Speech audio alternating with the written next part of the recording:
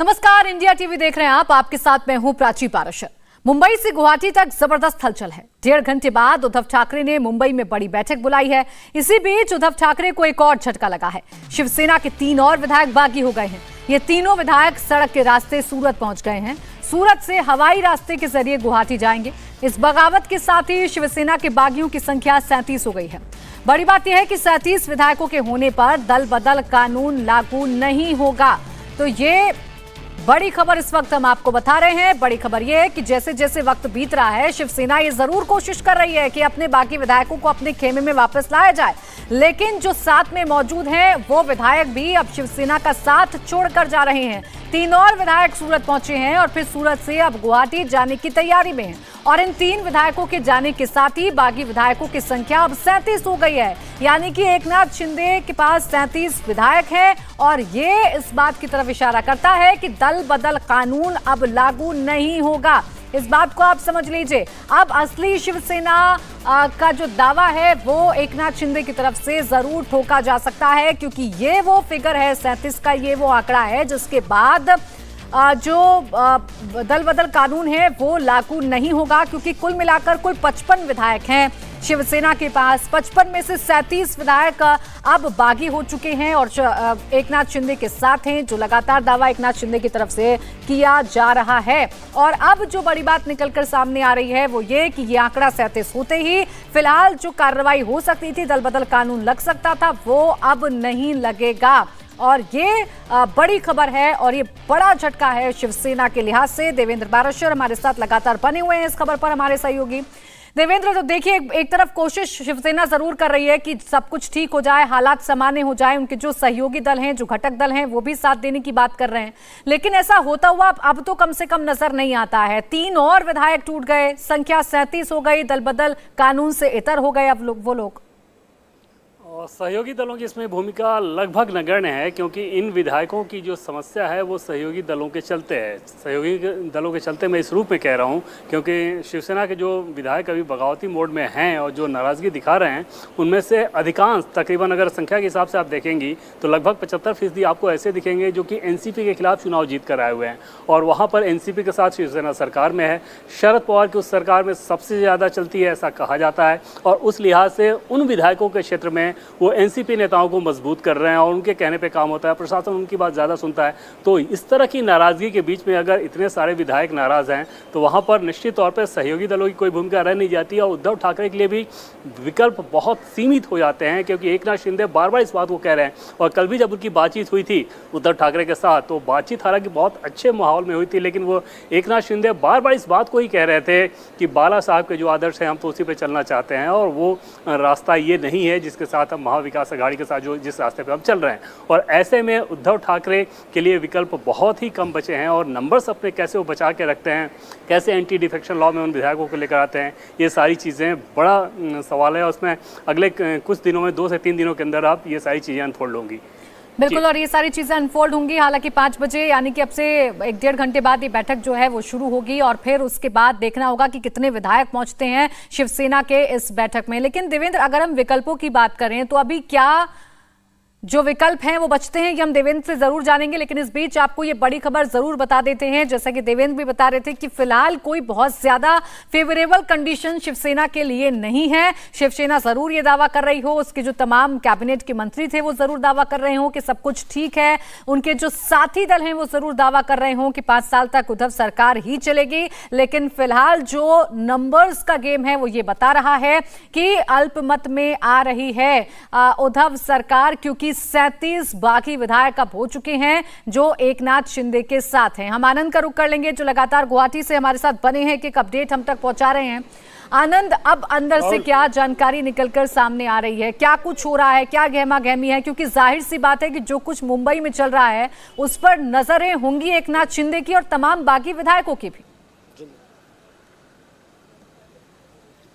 जी बिल्कुल, एकनाथ शिंदे लगातार बैठकें कर रहे हैं। जो इनके साथ विधायक यहाँ पर गुवाहाटी मौजूद है और लगातार एकनाथ शिंदे की उनके साथ बातचीत चल रही है और आगे की जो रणनीति क्या होती है, सभी जो विकल्प हैं और क्या क्या हो सकता है शाम की बैठक में मुंबई में, उन तमाम विकल्पों पर एकनाथ शिंदे और बागी विधायकों की क्या रणनीति होगी, उन सब पे उनका मंथन चल रहा है। और साथ ही साथ मुंबई में जो एकनाथ शिंदे के जो जानकार हैं, जो करीबी हैं, उनसे भी वो राय ले रहे हैं कि आगे हम क्या कर सकते हैं। इसके अलावा जो कानून के जानकार हैं उनसे भी उनकी बातचीत चल रही है। और आपको बाहर की बात बताएं तो यहाँ पर होटल के बाहर आप देख रहे हैं कि सिक्योरिटी यहाँ पर लगातार बढ़ाई जा रही है। आसाम पुलिस तो है ही है यहाँ पे, इसके अलावा रिजर्व बटालियन भी यहाँ पे बुला ली गई है और कोई भी गाड़ी यहाँ पे बिना पूछताछ के अगर अंदर से परमिशन है तो ही गाड़ी जा रही है, या फिर अगर उस शख्स की अंदर बुकिंग है होटल से कंफर्म किया जा रहा है रिसेप्शन से, तो अभी उसके बाद ही उन गाड़ियों को अंदर जाने दिया जा रहा है। यानी कि ये पूरी कोशिश की जा रही है कि यहाँ जो विधायक हैं उनके पास कोई बाहरी व्यक्ति ना पहुंच पाए, कोई शिवसेना का संदेशवाहक ना पहुंच पाए। और साथ ही साथ यहाँ पर एकनाथ शिंदे के कैंप की पूरी कोशिश ये है कि जो स्पीकर है, स्पीकर को लेकर कैसे बदला जाए, क्योंकि अगर वो अलग गुट बनाने का फैसला करते हैं या फिर विलय का फैसला करते हैं 2/3 विधायकों के साथ लेकर, तो ये फैसला जो है स्पीकर करेगा। तो ऐसे में जो मौजूदा स्पीकर है वो ये फैसला नहीं करेंगे, ये एकनाथ शिंदे भी जानते हो। तो कैसे नए स्पीकर का चुनाव किया जाए, उसके लिए क्या प्रक्रिया होगी, क्या राज्यपाल से कहलवाना पड़ेगा, राज्यपाल के सामने ज्ञापन देना पड़ेगा, या फिर ये कैसे होगा, क्योंकि विधानसभा के अंदर किसको मान्यता देनी है या फिर दल बदल कानून के तहत कौन किसके खिलाफ कार्रवाई होगी, किसकी संस्था जाएगी, ये सब अधिकार स्पीकर के पास होता है। तो ऐसे में स्पीकर वो फैसला कर भी सकते हैं या फिर उसको लटका भी सकते हैं लीगल ओपिनियन लेने के नाम पे भी। तो ये बहुत लंबा प्रोसेस हो जाएगा, ये बात एकनाथ शिंदे भी चाहते हैं और उनको भी मालूम है कि ये प्रोसेस लंबा खिंचता है। तो जो विधायक उनके साथ फिलहाल है या जिनका वो दावा कर रहे हैं, जितने विधायकों होने का दावा कर रहे हैं, वो हो सकता है कि उनमें से कुछ टूट जाए, प्रेशर टैक्टिक के अंदर आ जाए और हो सकता है कि वो अपना मन बदल लेते हैं। और देखिए इस बीच एक बड़ी खबर बता दें आनंद, आपको रोकना चाहूंगी। शिवसेना के बागी विधायक एकनाथ शिंदे ने एक ट्वीट किया है, शिवसेना का व्हिप अवैध है, ये एकनाथ शिंदे ने ट्वीट करके कहा है। तो ये बड़ी खबर इस वक्त आपको बता देते हैं। एकनाथ शिंदे जो कि गुवाहाटी में मौजूद हैं तमाम बागी विधायकों के साथ, उन्होंने ये ट्वीट किया है और ट्वीट करके कहा है कि जो शिवसेना ने व्हिप जारी किया है वो अवैध है, शिवसेना को मीटिंग बुलाने का अधिकार नहीं है। अब ऐसा एकनाथ शिंदे क्यों कह रहे हैं, वो इस वजह से कह रहे हैं क्योंकि नंबर्स उनके पास ज्यादा हैं, विधायक उनके पास ज्यादा हैं और इसी वजह से उनकी तरफ से ये कहा गया है कि जो व्हिप बुलाया गया है। ये देखिए, ये वो ट्वीट उन्होंने किया है, हालांकि मराठी भाषा में उन्होंने ट्वीट किया है, लेकिन इसको अगर ट्रांसलेट किया जाए तो उन्होंने ये साफ कर दिया है कि ये जो व्हिप शिवसेना की तरफ से जारी किया गया है तमाम विधायकों के लिए 5 बजे की बैठक में शामिल होने के लिए, वो व्हिप ही पूरी तरीके से अवैध है, ये एकनाथ शिंदे ने साफ कर दिया है। तो ये देखिए, कल के बाद दूसरा आज उनका ये ट्वीट सामने आया है और इस ट्वीट में उन्होंने ये साफ कर दिया है कि जो व्हिप जारी किया गया है शिवसेना की तरफ से तमाम विधायकों के लिए, चिट्ठी जारी की गई है, वो व्हिप दरअसल अवैध है। चूंकि नंबर्स एकनाथ शिंदे के पास हैं 37, अब ये आंकड़ा पहुंच चुका है, इसीलिए अगर देखा जाए तो ये औपचारिक तौर पर कहा जा सकता है एकनाथ शिंदे की तरफ से कि जो व्हिप बुलाया गया है वो ही अवैध है और इस व्हिप का कोई भी मतलब नहीं बनता है, क्योंकि संख्या कम बचती है अब शिवसेना के पास। कुल 55 में से 37 विधायक अलग हो गए, यानी कि आधे से ज्यादा विधायक एकनाथ शिंदे के पास पहुंच गए और इसीलिए उन्होंने इस व्हिप को अवैध करार दे दिया है और कहा है कि शिवसेना को मीटिंग बुलाने का अधिकार ही नहीं है। देवेंद्र पाराशर हमारे साथ लगातार जुड़े हुए हैं। देवेंद्र, इस बात को जरा समझाइए दर्शकों को कि ये अवैध किस आधार पर करार दिया जा रहा है एकनाथ शिंदे की तरफ से। देखिए, उनका सबसे बड़ा तर्क यही रहेगा कि क्योंकि विधायक दल के नेता वो हैं, विधायकों का जो बहुमत है वो उनके साथ है और ऐसे में उनको विधायक दल से नेता से हटाना पहली अवैध प्रक्रिया थी और उनके ऊपर किसी प्रकार का व्हिप का बंधन डालना या कोई ऐसी चीज़ ऐसी दूसरी अवैध कार्रवाई होगी। जाहिर तौर पे ये टेक्निकलिटी में फंसाने की कोशिश दोनों तरफ से होगी और वहाँ पर जैसा कि बार बार हम लोग इस बात का जिक्र कर रहे हैं कि अल्टीमेटली मायने ये रखेगा कि नंबर्स आपके पास हैं या नहीं हैं, क्योंकि एक बार अगर आप नंबर्स आपके पास आ जाते हैं तो फिर उसके बाद तमाम विकल्प खुल जाते हैं और कोर्ट का विकल्प भी बार बार यही कहता है कि फ्लोर ऑफ द हाउस जाएँ और वहाँ पर बहुमत आप साबित करें। तो आखिरकार अगर मामला कोर्ट में भी जाता है और जो कि जा सकता है, इस मामले में पूरा ऐसा दिख रहा है कि कोर्ट की दहलीज पे ये कोई ना कोई पक्ष इनमें से जाएगा, दूसरा उसे चैलेंज करेगा, तो वहाँ पर भी ये स्थिति दिख रही है कि कोर्ट कहेगा कि आप फ्लोर ऑफ द हाउस जाएं और वहाँ पर फिर नंबर ही मायने रखेगा। तो कुल मिलाकर एकनाथ शिंदे का ट्वीट वो इस बात की तरफ इशारा कर रहा है कि बहुमत को लेकर जो भरोसा, ये जो दावा वो कर रहे हैं लगातार, और जिसके बारे में आंकड़े लगातार ऐसे दिख रहे हैं कि उनके पास बहुमत है शिवसेना के विधायक दल का जो संख्या है उसके हिसाब से, तो वो उसी तरफ दिखा रहा है कि किस कॉन्फिडेंस में वो ये बात कह रहे हैं। देवेंद्र, अभी जब आनंद बात कर रहे थे तो वो टाइम का जिक्र कर रहे थे, तो अगर इस पूरे मामले में समझा जाए तो टाइम कितनी बड़ी समस्या होगी एकनाथ शिंदे के लिए, क्योंकि जाहिर सी बात है कि इतने सारे विधायक हैं, उनको इतने वक्त तक मैनेज करना, उन्हें संभाल कर रखना, अपने साइड रखना मुश्किल होगा एकनाथ शिंदे के लिए। उनके हिसाब से टाइम बहुत मुश्किल इस लिहाज से नहीं होगा क्योंकि वो पहला काम वो ये करेंगे कि गवर्नर के पास जाके वो ये बताएंगे, और उसमें अगर आप नंबर्स देखें तो अगर नंबर्स उनके उद्धव ठाकरे के खिलाफ रहते हैं तो सीधे सीधे गवर्नर के पास जाके बताया जाएगा कि इस सरकार में हमारा विश्वास नहीं है, और उसके बाद गवर्नर फ़ौरन बुला के उद्धव ठाकरे को ये बोलेंगे कि आप फ्लोर पर अपना बहुमत साबित करें। तो गवर्नर के हिसाब से टाइम कोई ऐसी समस्या नहीं है। विधानसभा के हिसाब से निश्चित तौर पर अभी कोई विधानसभा अध्यक्ष है नहीं, नाना पटोले अध्यक्ष हुआ करते थे, उसके बाद उन्होंने वो कांग्रेस में चले गए, वो पद खाली है, उपाध्यक्ष हैं, तो वहाँ पर ज़रूर ये कोशिश की जाएगी उन लोगों की तरफ से कि इस मामले को ज़्यादा से ज़्यादा लटकाया जाए, क्योंकि उसमें असल इम्तहान ऐसे बगावतों में पेशेंस का होता है। एक बार थोड़े दिनों तक बाहर रहने के बाद, जैसे अभी विधायक जितनी खुशी में हैं, अगर एक सप्ताह वो गुवाहाटी में रह जाएँ तो फिर उसके बाद तमाम तरह की चीज़ें होती हैं, पारिवारिक वजह होने लगती हैं कि उसके बाद फिर वो वापस आना चाहेंगे, फिर वहाँ कम्युनिकेशन करना आसान हो जाता है। तो इस तरह के मामलों में कोशिश ये की जाती है उस पक्ष के द्वारा जिसके खिलाफ बगावत हुआ है कि ज़्यादा से ज़्यादा टाइम बाई किया जाए, लेकिन यहाँ पर इस मामले में ऐसी अड़चन बहुत ज़्यादा इस लिहाज से नहीं दिख रही है क्योंकि गवर्नर का विकल्प उनके लिए सीधे सीधे खुला हुआ है कि गवर्नर के पास जाके अविश्वास को लेकर बताएं कि इस सरकार पर के साथ हम नहीं हैं और ये हमारा नंबर्स है। उसके बाद गवर्नर फौरन बुला के उनको कहेंगे कि आप अपना बहुमत साबित करें। बिल्कुल, और देखिए उनका ट्वीट भी यही दर्शा रहा है कि वो इस वक्त पूरी तरीके से कंफर्टेबल सिचुएशन में है और उनके पास नंबर्स हैं, इसीलिए वो ट्वीट करके जाहिर कर रहे हैं कि जो व्हिप जारी किया है वो अवैध है। आनंद, देखिए अंदर बैठे हुए हैं होटल के अंदर जरूर तमाम विधायकों के साथ, नजर जैसा कि हम कह रहे हैं कि उनकी लगातार मुंबई पर बनी हुई है, और अंदर से ही, होटल के अंदर से ही वो ये भी साफ कर दे रहे हैं कि इस वक्त वो कंफर्टेबल सिचुएशन में है, इस वक्त उनके पास कितना बल है और कितने ज्यादा विधायक हैं अपने ट्वीट के जरिए। जी बिल्कुल, और ये एकनाथ शिंदे के लिए ये मैसेज देना ज़्यादा जरूरी है, न सिर्फ उन बागी विधायकों के लिए जो उनके साथ हैं, बल्कि उनके लिए भी कि जो विधायक उनके साथ भविष्य में आ सकते हैं या फिर उनके जो समर्थक हैं उनको भी उनको भरोसा देना, उनको भी कॉन्फिडेंस लेना।